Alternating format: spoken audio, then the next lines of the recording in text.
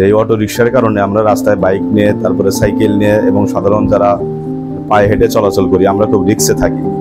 অটোওয়ালাদের সাধারণ কাণ্ডজ্ঞান বলতে কিছু নাই। তারা এমনভাবে অটো চালায় যে ওই দুনিয়াতে শুধু ওরাই আছে, আর কেউ নাই। কাউকে কিছুই মনে করে না। হ্যাঁ, যখন খুশি যেভাবে খুশি সেইভাবে টান দেয়। প্রাইভেট কারে বন্ধ ঘষা দিয়ে দেয়, তাদেরকে দাগ ফালায় দেয়। একটা গাড়িতে দাগ পড়লে সেটা ঠিক করতে অন্তত 20-25 হাজার টাকার মতো খরচ যায়।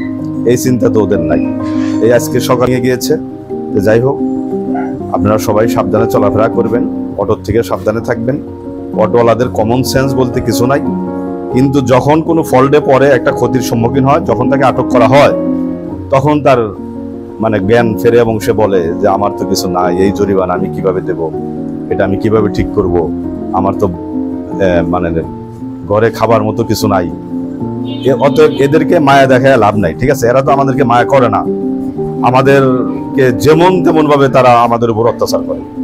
আর বাড়ার বিষয়টা, এরা যদি আমাদের কোনো উইক পয়েন্ট পায়, তখন ডাবল বাড়ানোর, আপনি আসতে বাধ্য, যাইতে বাধ্য। অতএব এদেরকে স্যাক্রিফাইস করার কিছু নাই।